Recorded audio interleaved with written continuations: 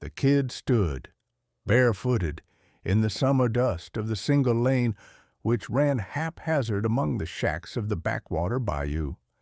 A single drop of sweat ran down the brim of his feed store gimme cap and fell, creating a mini crater in the road between feet the color of the ancient bayou soils. He stubbed a big toe at nothing in particular as he tried desperately to think. She was from up north someplace. He'd heard the big folks talking.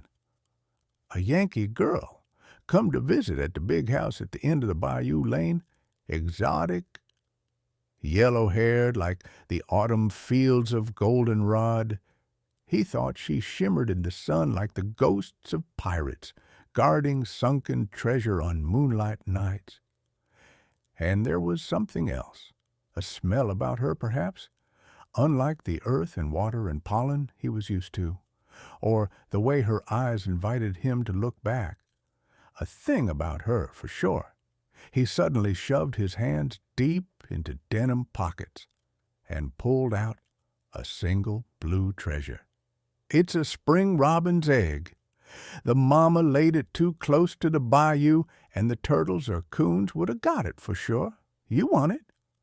She walked a few steps along the road, the dust clinging to the ruffles of her socks, and without turning, looked back at the boy, smiling in the wavering glare. She held the egg with the same new-found courage for herself that it took now for him to speak.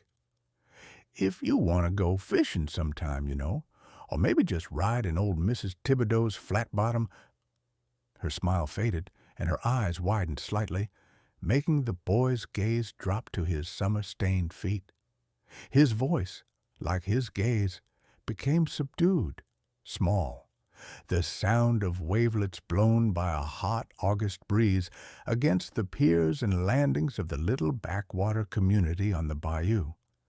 He suddenly felt the gulf of his culture, the depth of reality stretching between himself and the girl, pulling him away like the suck of the tides on the chicoryed waters. Not lifting his head, he began to turn slowly away. I was just asking, if you wanted to be friends or something. Then suddenly she was standing beside him, her hand gripping his forearm as she lifted one foot, then the other.